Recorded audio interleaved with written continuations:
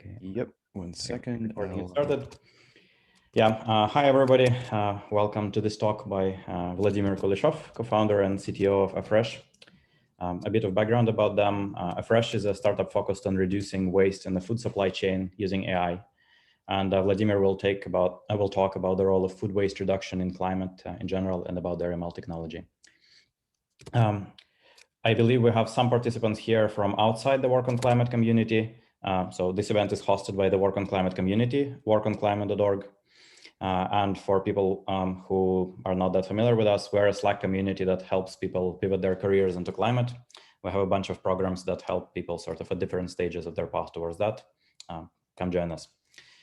I'm Eugene Karpachov. I'm a co-founder of the community. I will be facilitating this event, though of course focus will be on Vladimir. A couple more things. So as I said, this event is recorded. We'll also be taking notes in the doc where I will paste the link to the chat in a moment. Okay, this is the link to the notes document. Another thing, we're using an app called Slido for submitting questions and voting in them, because there's a lot of people we can't easily just do live questions, though in the end we will be alternating between live questions and questions submitted in advance, like to give people a chance to ask about something that came up during the talk. And finally, sort of a quick plug. Vladimir will also be giving this talk at a conference called PAW Climate. PAW stands for Predictive Analytics World. Predictive Analytics World is the oldest and largest conference on applications of machine learning in the industry. And this is the first time ever that there is a software-focused climate tech conference. Not just at PAW, to my knowledge, this is just the first software-focused climate tech conference ever. So I'm gonna paste a link to the conference too, in case you're interested in attending or just checking out who is there. I'm chairing that conference. It is paid, but the minimum tickets are not that expensive, and there are half-off discounts for academics and full-time students and nonprofit workers. So if you need that, hit me up. Please share with climate concerned ML people you know. We need more talent in this space. And yeah, with that, the intro is over. I'm handing over to Vladimir. Yeah, let's listen.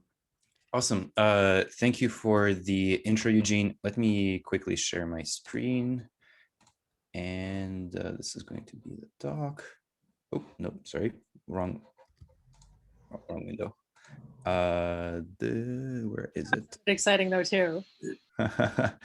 Hold on. Wait, where's the window? It's because I'm sharing it because I made it full screen. Sorry for the small technical delay here.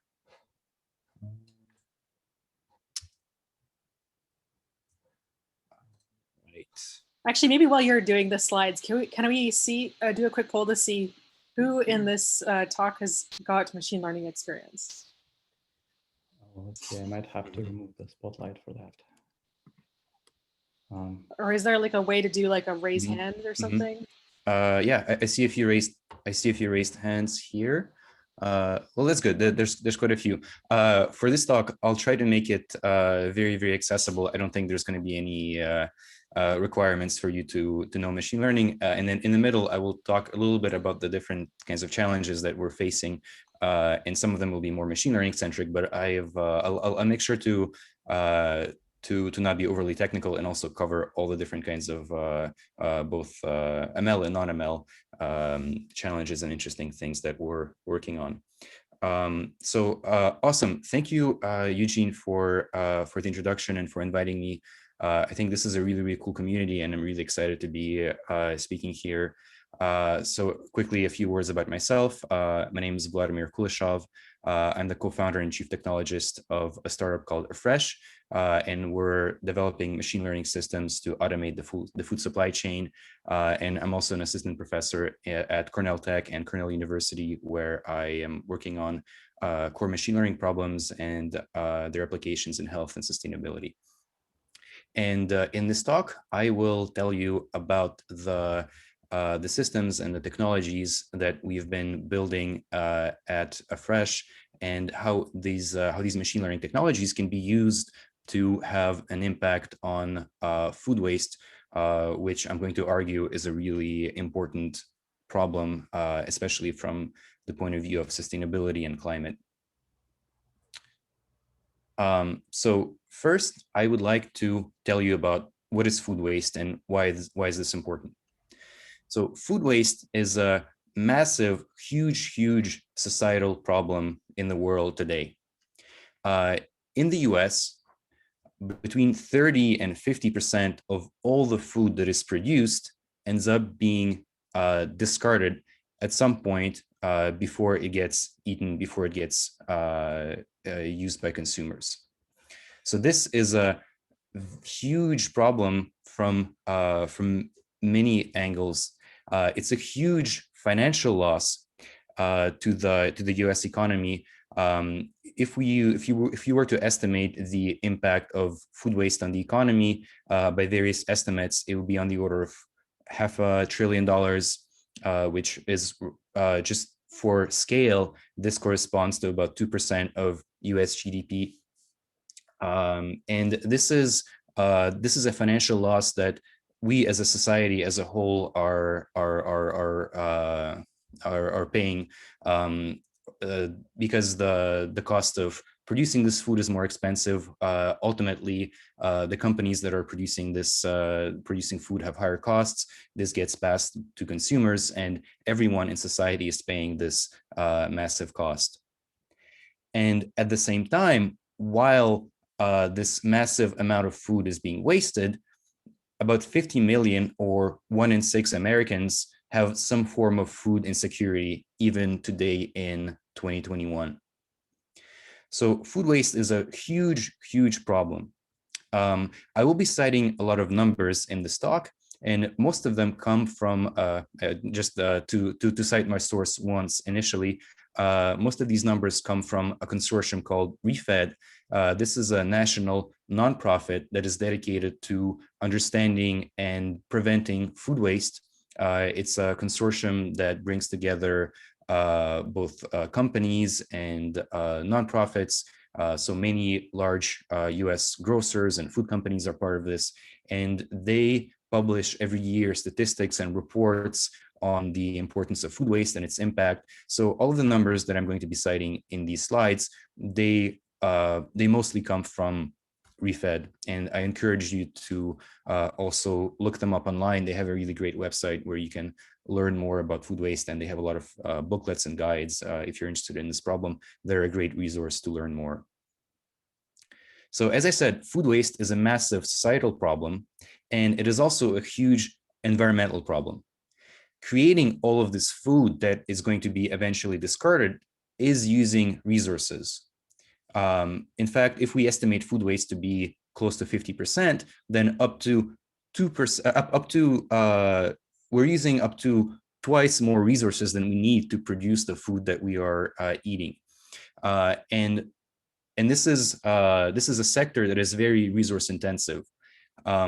If we were to run the numbers, and again, I'm using ReFed here as my source, food waste contributes to, or the food that is being produced and that is not being eaten uses 18% of all cropland, 14% of all freshwater use in the US, and it contributes to about 4% of US greenhouse gas emissions. Another number is, if you were to take all the land that is used to produce wasted food, it would cover about 3/4 of California, for just to give you the scale of the problem that we're looking at here. And as a result, food waste is also a huge climate problem. I gave you the number that food waste contributes to about 4% of US greenhouse gas emissions. And there's another study that is often cited from 2012, where if we were to take all the greenhouse gas emissions coming from food waste from across the world, food waste by itself would be the 3rd largest country. So it would be more than Russia, more than India. It would be 3rd behind the US and China in terms of greenhouse gas emissions. And you can think of all the sources, you can think of all the resources that are used to produce food that create greenhouse gas emissions, everything from transportation to storage, everything that it takes to grow and breed the animals that are, cows that are releasing methane.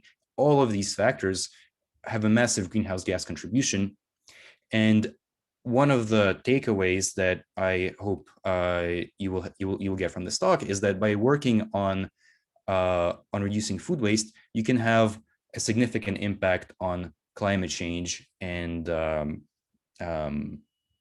this is a very concrete way in which you can have an impact.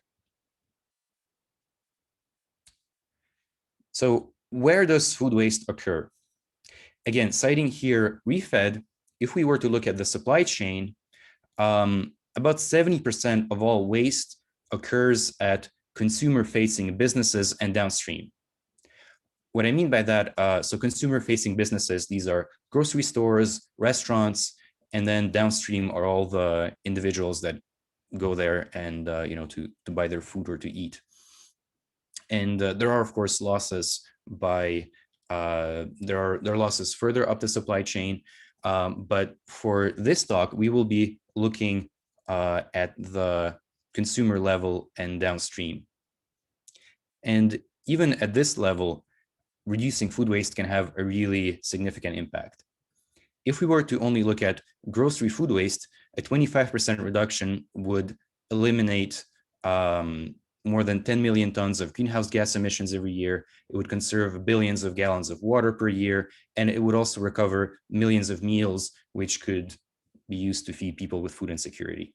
So even at the consumer and even at the grocery level, reducing food waste can have a really significant impact on the environment. Now, how can we prevent food waste? What are some levers that we as a society have to solve this important problem? Here again, I'm using numbers and statistics from ReFed.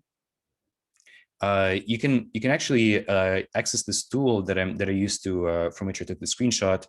Here the URL is at the bottom. They are hosting this service called the Insights Engine, which can help you better understand the different ways to impact food waste.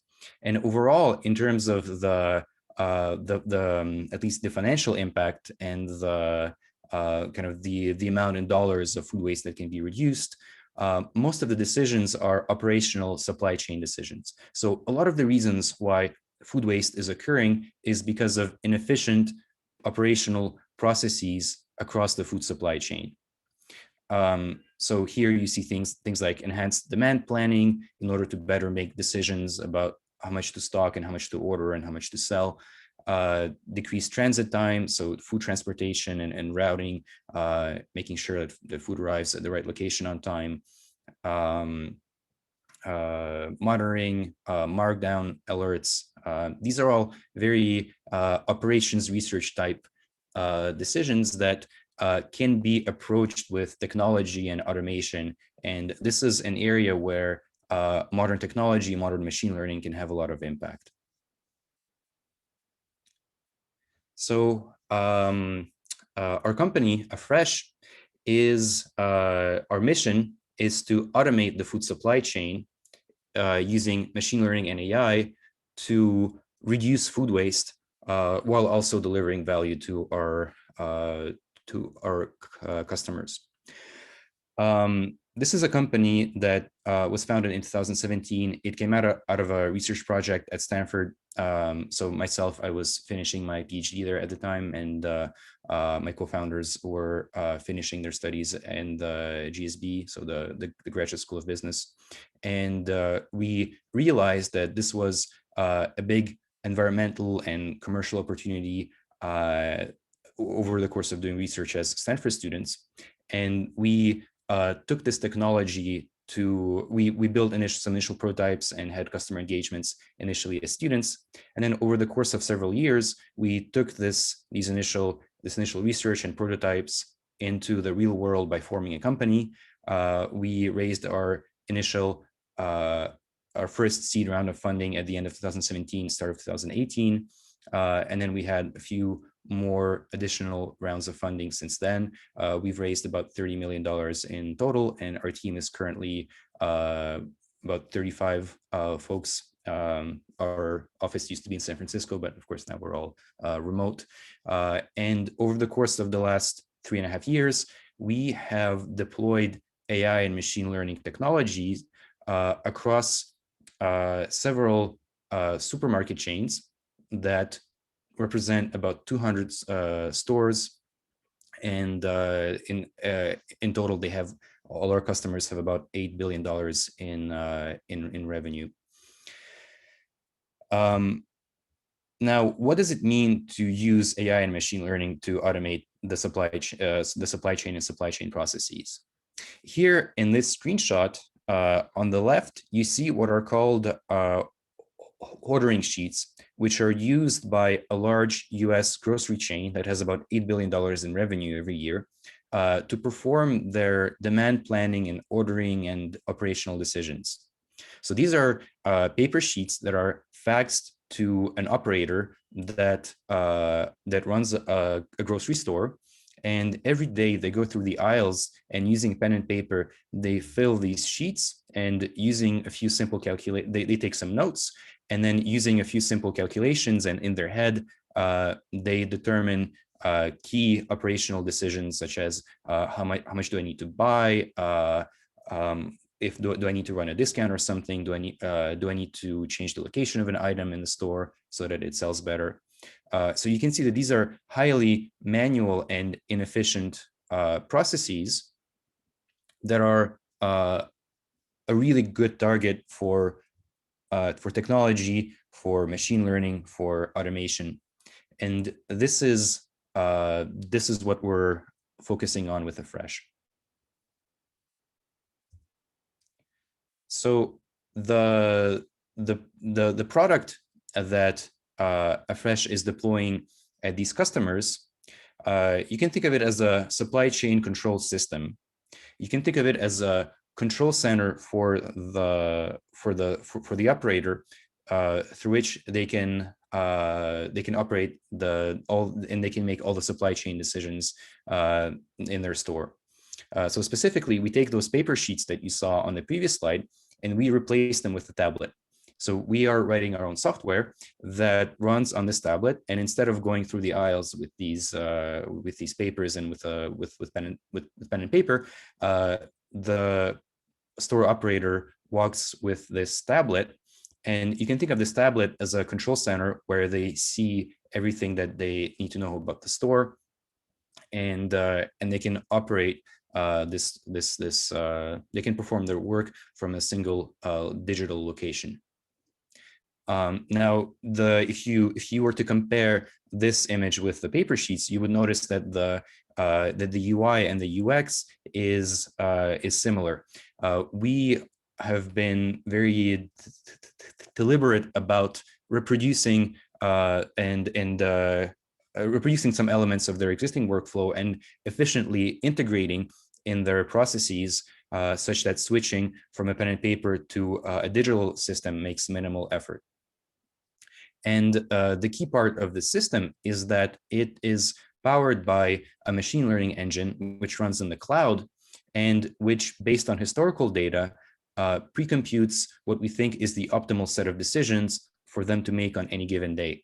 So when they open this control center, the controls are already set at the right values that we think are optimal for them, and they only need to review them. And if they agree, then the store runs on autopilot.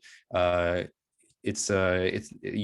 have an automated system that only requires approval from the user and from the operator.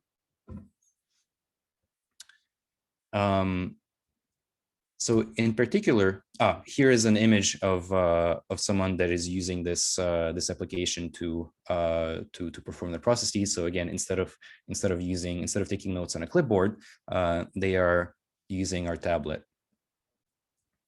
Now, the key decision that we are automating, and that is the main focus of our current system, is store level ordering. So in other words, the key recommendation that is being surfaced by our software and by our machine learning engine are the orders that we think they should be making for the hundreds of items, or well, I guess hundreds of items per department, and thousands of items in total in the store that these folks need to operate. So specifically, every day, the operator needs to determine whether they need to stock additional oranges or tomatoes or other highly perishable items. And the system, based on historical data, will compute how much of these, how much more do they need, and what do they, what is the optimal decision for them. So this is a task that is well suited to machine learning. I want to note that this is not a classical supervised learning problem that you would normally be that most machine learning companies would solve. So this is not a pure classification problem or a prediction problem where, let's say, you want to forecast some number or you want to classify images. Here it's a decision-making problem, because you can think of the store as an automated system that, so you can think of the store as a system where we recommend certain decisions. It has a certain state. Then these decisions over time influence the state of the store. And our goal is to generate a sequence of decisions such that in the long term, the store will enter a state such that the utility of the system or of our customers will be maximized in the long term. So if we were to draw an analogy, this would be something closer to a self-driving car, where the system that the self-driving system in a car wants to perform a particular maneuver. Let's say it wants to move to a different lane, or it wants to pass a car, and then it has to compute a sequence of decisions such that the car will eventually, the self-driving car will pass the other car, and the success criterion here is, after the sequence of decisions, how do we turn our wheel, how do we accelerate, then it has to pass this car. So this is much more of a decision-making problem, and so it's not a typical standard supervised learning problem that we might have.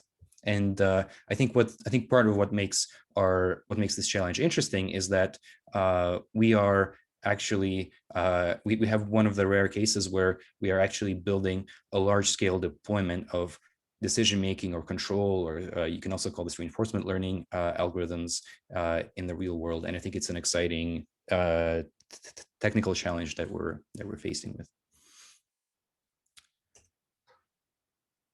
Let's see, are we on time? So I would like to briefly tell you a little bit about the kinds of technical challenges that this involves, and then I'll open for questions. I guess so the key challenge here, the key technical challenge, is to build, as I said, to build a system that performs inventory control. And the high-level approach that we're taking is that of model-based planning or model-based control. The idea here is that we want to break out this problem into two parts. One is a probabilistic model of the world. So if I make a certain decision, what will happen in the future?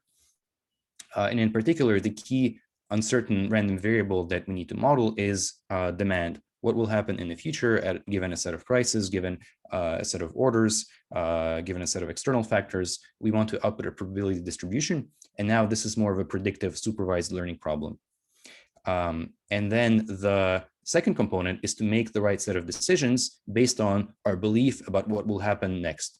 So if we believe that the distribution of demand will have a certain form and we are optimizing for a particular objective, then we can compute the set of decisions that optimize the utility of the system. And again, if we draw the analogy to a self-driving car, we could have a predictive model for what happens if we turn the wheel by a certain angle. We could have a model for what happens if we press the accelerator, how far will the car accelerate. We can have a model of that. And then given what the model is telling us, we can compute the best sequence of decisions. So here, this would be the analogy to the self-driving car problem. And so the output of the system is a set of recommended orders that are being surfaced to the operator. Now, each of these components involves a set of challenges. For the predictive component, we have to, so we have, in a sense, a lot of data. We, at our largest customers have on the order of tens of thousands of items, or between thousands to up to tens of thousands of items in hundreds to thousands of stores. So this corresponds to hundreds of millions and billions of data points. And we need to, and we want to use machine learning systems that effectively scale to this data and can extract all the signals that they need. Now, on the other hand, for each item in each store, we have a relatively small amount of data.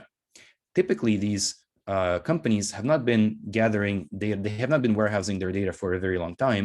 And so we have a limited amount of data for each store and item. We may have a few years at best. So we may have only thousands of data points for each item in each store.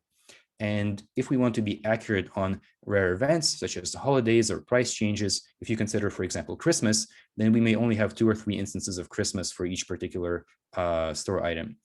So then while we have a lot of data in one dimension, we have very little data in another dimension. So we both have, in a way, we have both a big data and a small data problem at the same time, depending on how you slice the data. And finally, we want to make predictions that are useful both for humans to interpret and for planning algorithms to use effectively. So how do we address these challenges? Really quickly, in order to handle the big data problem, our core predictive models are based on deep learning, which can scale to really large data sets. But in order to handle these rare events, we use techniques such as multitask learning, where we, even though we have many decisions for different items that we need to make, we train a single model that can leverage data across all of these, that can perform these decisions jointly. And so, for example, if a certain item, you see it on Christmas only 2 or 3 times in your data set, but you see the same items in different stores, or you see related items in the same store or related items in different stores, then by using a single model to make all of these decisions, we can share signal across these related slices of data and these related tasks to make more accurate systems, make more accurate predictions. And finally, in order to make these predictions understandable by humans, and in order to be able to understand the risk that's involved in trusting the decision, and in order for the planner to be able to use them more effectively, we've built our system to be probabilistic from day one. So everything that is outputted by our system is expressed in the language of probability, and we can use that to better ascertain risk and to better make better planning decisions. The decision-making component also has its own set of challenges. We want to account for different customer objectives, such as a certain different customers may have different tolerance for stockouts or the appearance of shelves, and they may also have various forms of real-world constraints, such as items that are being transformed, recipes, delivery times.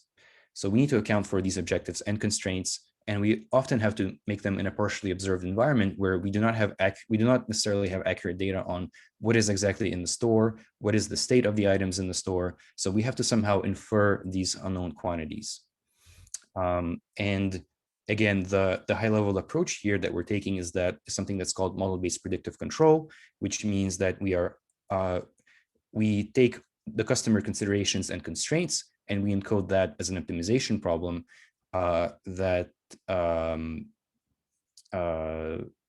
and by talking to the customer, we can try to understand their objectives, their constraints, and then we can solve this. We can formulate this in a mathematical language that we can solve, and so model-based control is a very natural framework for this. And also, in order to ensure that our decisions are trusted and that we have all the data that we need, we have been designing our systems to be human in the loop from the very beginning. So what I mean by that is that, again, if you go back to our system, we can use this system, I guess, by having a design that is intuitive for the user, we can build trust. And also by having the right interface, we can query the user at the right time for certain pieces of information that are missing.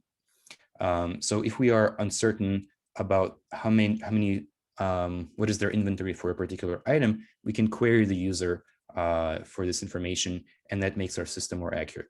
So in order to solve the system, we need to be very human-centric.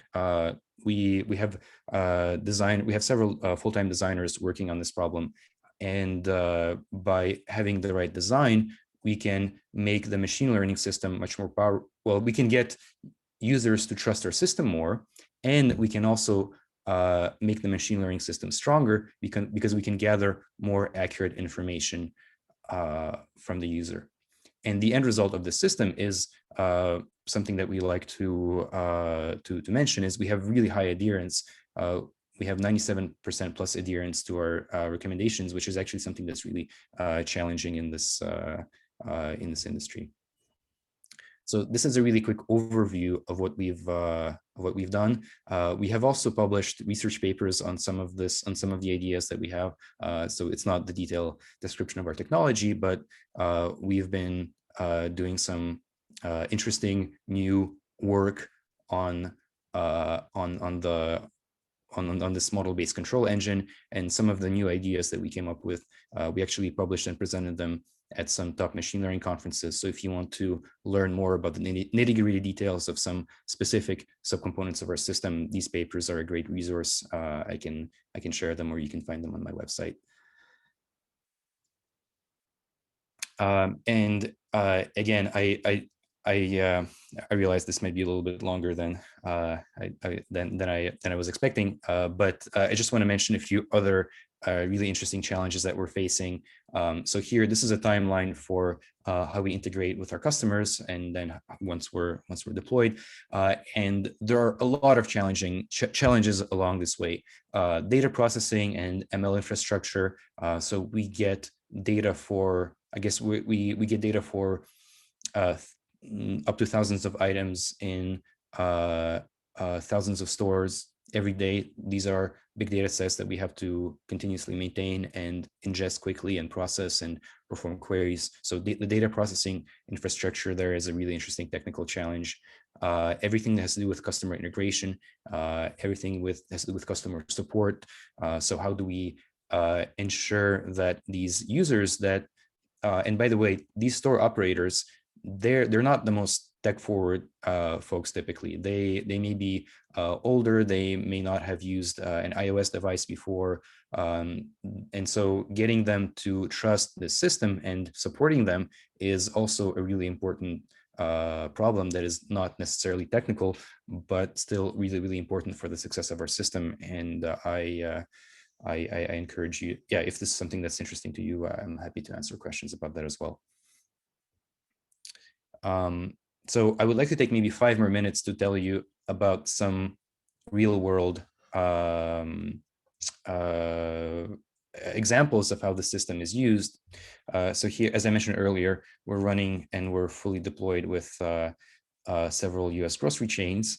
And I would like to give you an example of, this is an older example from 2019, but what happens if we turn on our system for a particular item in a particular store, and how can we track waste? So this is a plot that shows what I call cumulative waste. So I'll just take 30 seconds to explain this. So you start at day 0 with a calendar that is 0. Initially, you have 0 waste. And then every time something is shipped to the store, you increment the calendar. Every time you sell something, you reduce the calendar. And then over time, this counter will increase because some things are shipped but not sold, and that means that they're wasted. So this curve shows the cumulative total waste from day 0 up to up to time t. So at time t, the value on the y-axis is the total waste between day 0 and day t. And so if this is increasing, then this is bad. If it's staying stable, if it doesn't increase, if it's flat, then it's good, and this is the best thing that we can have. So that's what this curve is showing. And this was the historical waste for this particular item in this particular store. And then we started running our system. So we deployed this, and we immediately saw that the waste is staying flat, which is good. This is what we want.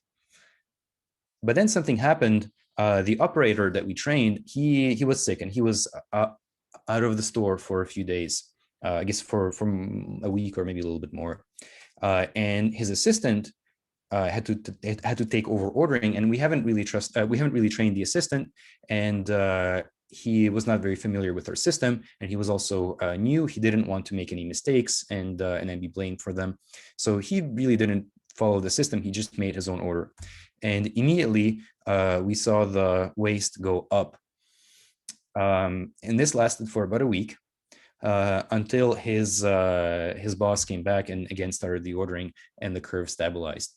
So this is an interesting accidental A/B test that we got to run early on with our system, and it shows the impact of deploying our system, and also what happens when you trust our recommendations as opposed to when you override them.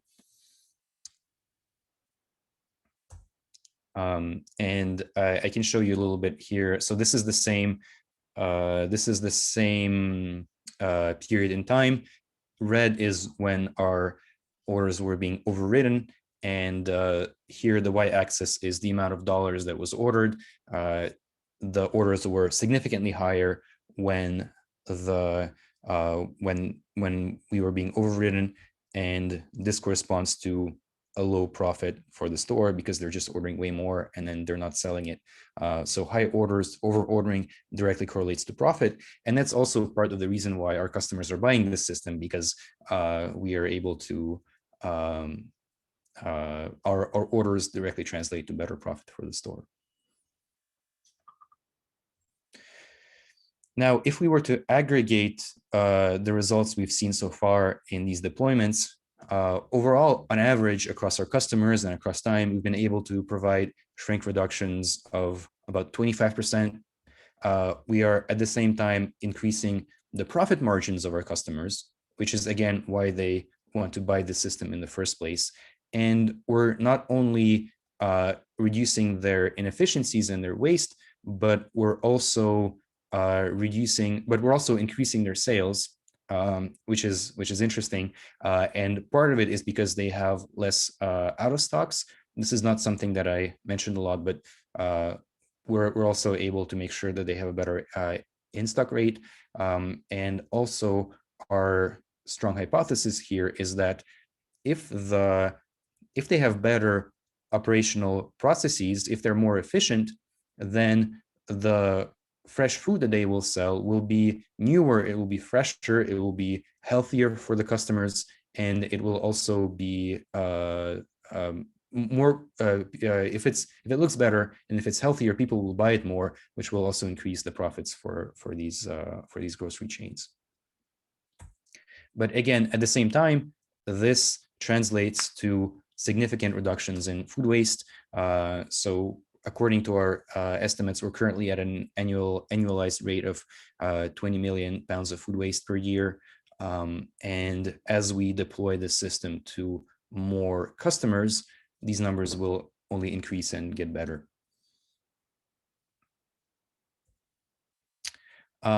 So as I mentioned, we are currently deployed at about 200 supermarkets across the US.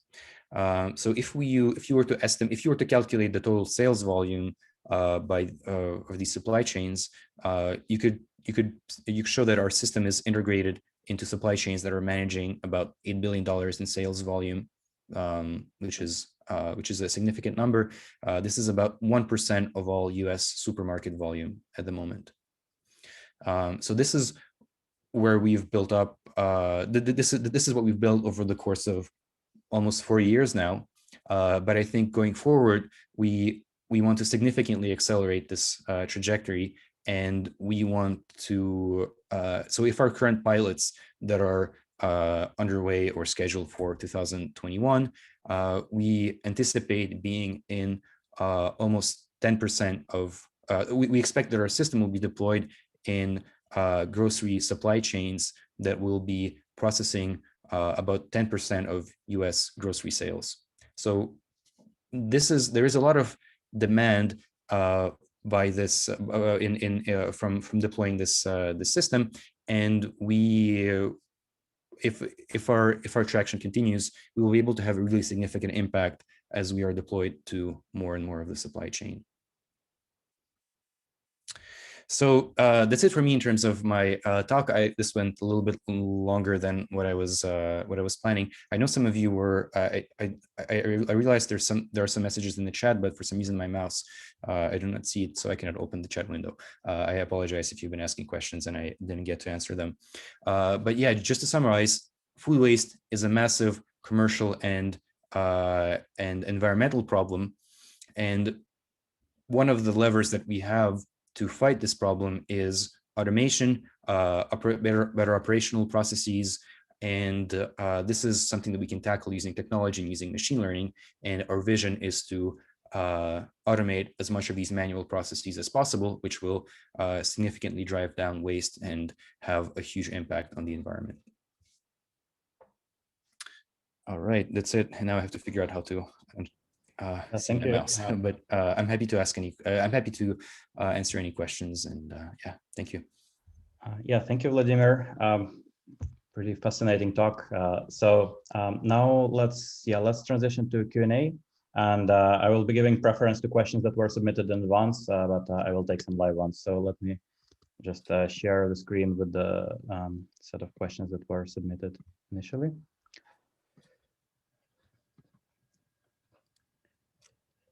Sorry, I think this might be the wrong window.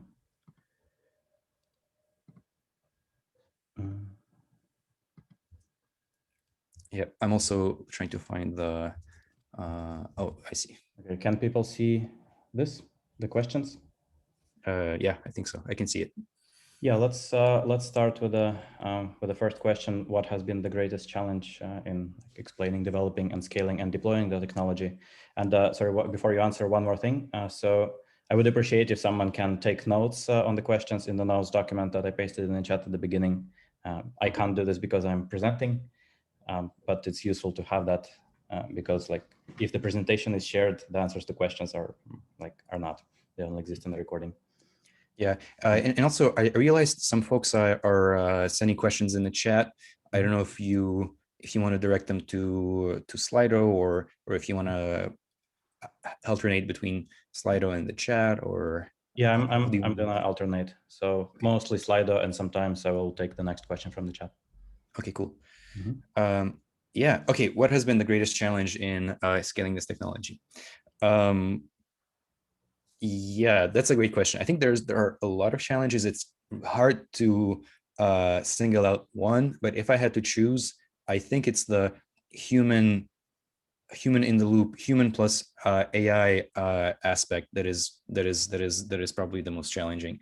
So if you have good enough data, you can and if people are following what we're asking them to do, this is a much easier problem than if we also have to ensure that they so that by itself is a problem that a smart engineer can solve.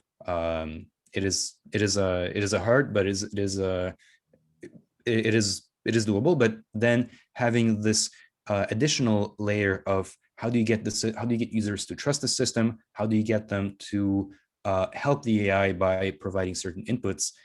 This is an interesting challenge that is not only technical. It really requires close collaborations between product teams and design teams and engineering teams. It's also really fascinating. You really have to understand the problem from multiple different angles. It's really cross-disciplinary. So I think it's a really, really fascinating problem, but it definitely makes it more challenging. So for example, when we work with these operators, some of them are young, some of them love using the system. They take the iPad app, it's immediately very intuitive, they just start using it right away. Some of them have been in this industry for 30, 40 years. They've been using pen and paper all their career. They have tried using previous computer assisted ordering systems before. It didn't work. They don't want to do this. So how do we design it and how do we build trust with these users? That's a really fascinating and challenging problem. And then also, how do we get them to help the AI? So for example, sometimes we may have, the data here is never perfect, and we may not know certain quantities. We are often not certain about what is exactly present in the store. So we have to be really careful about how we approach this problem. We can make certain assumptions, we can make certain modeling assumptions, and we can guess the number that we need, or we can ask the user. But if we ask the user, we have to do it in a way that is not in a way that is, in some sense, respectful, in a way that doesn't force them to take an extra hour to place their order, in a way that makes us, in a way that's convenient for them, with an interface that they can understand. So this interaction is, I think, a really challenging and interesting problem. Thank you. Let's take another pre-submitted question.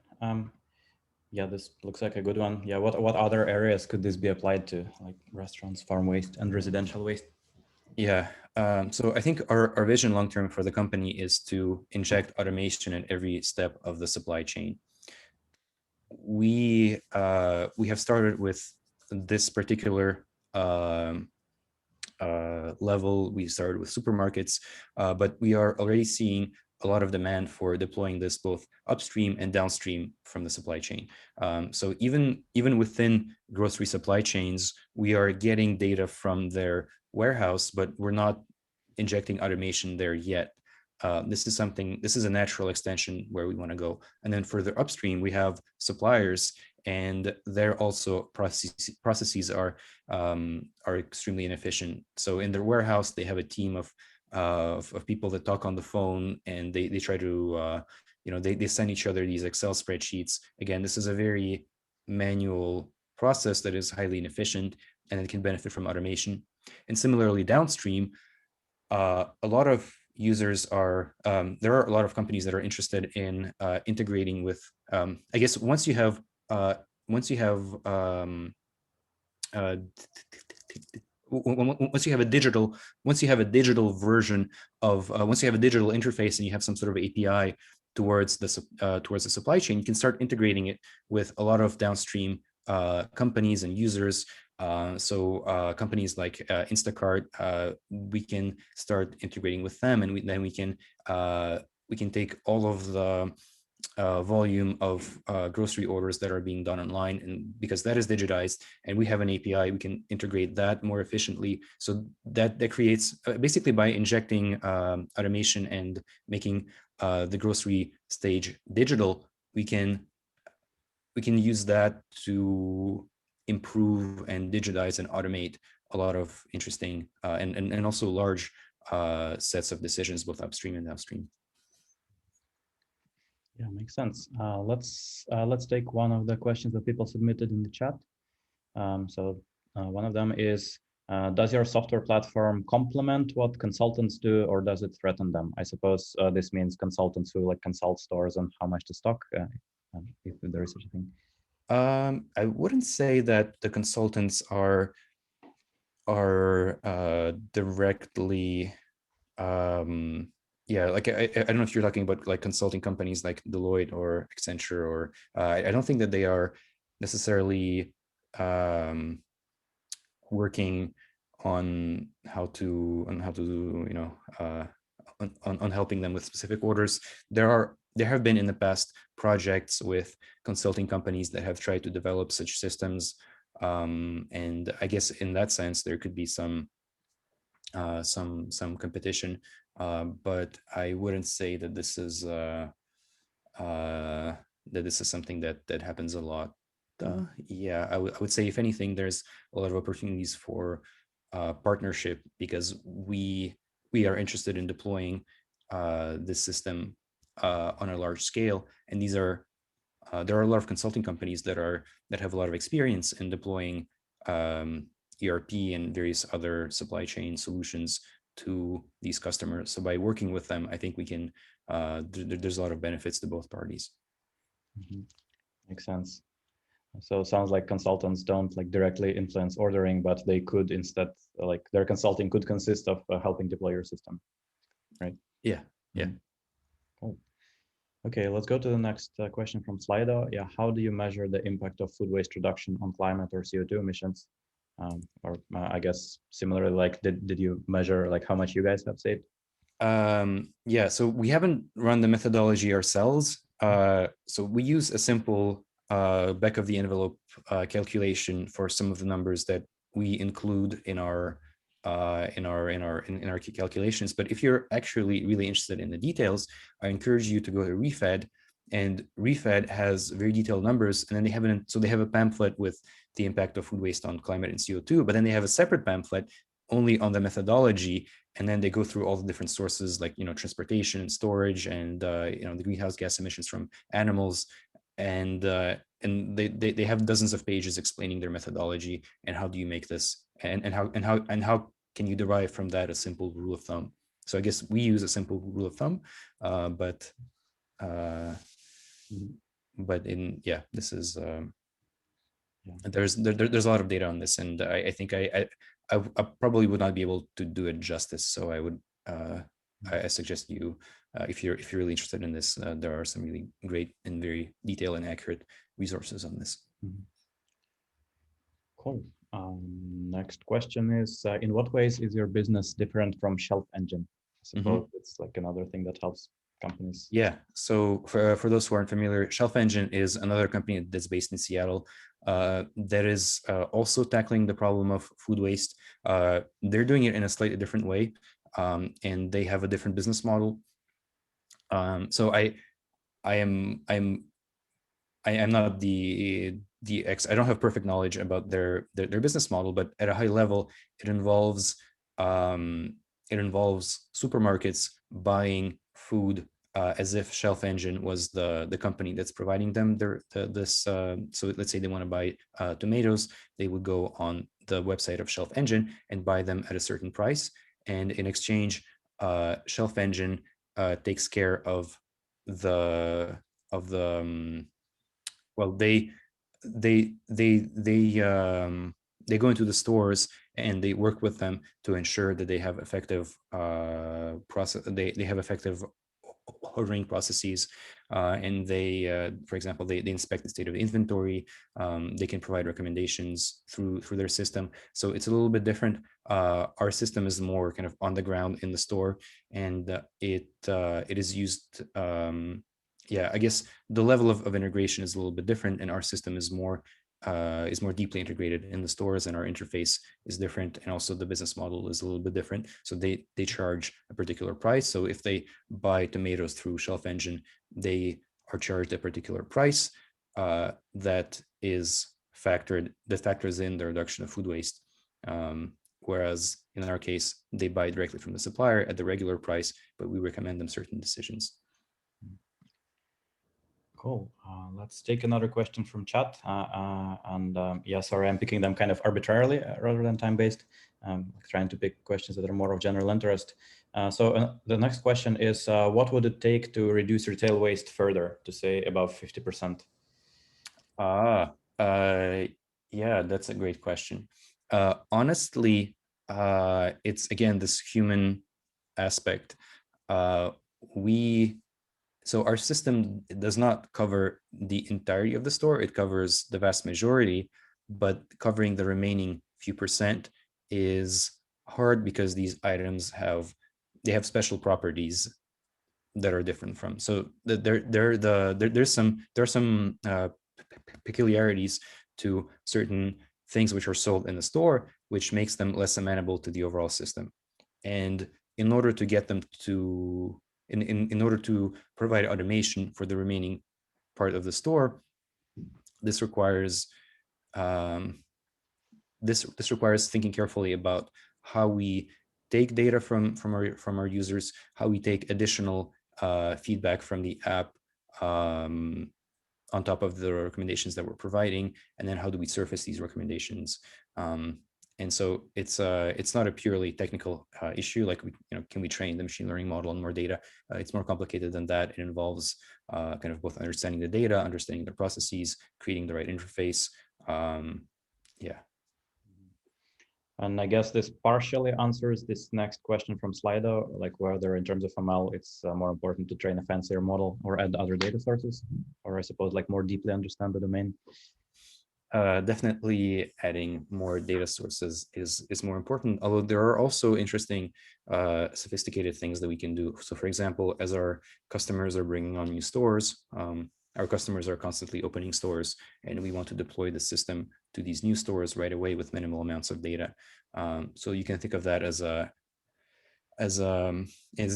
it's actually an interesting machine learning problem. How do you start recommending on these? How do you start providing good decisions in this new domain without having seen data from this new domain, but having seen a lot of data from a related domain? This is kind of like a meta learning task. If you're a little bit familiar with that subfield of machine learning, how do you quickly generalize to new domains with a limited number of data from those domains? So that is an interesting technical challenge. But I think overall, on a large scale, like if we were to do a thorough analysis of all the sources of error and all the sources of inefficiencies in our system end to end, I think more of them would come from the more kind of user-facing aspects of the system than from the core machine learning aspects. Cool. And I think we have time for one more question. And again, I'm going to give a preference to one submitted in advance.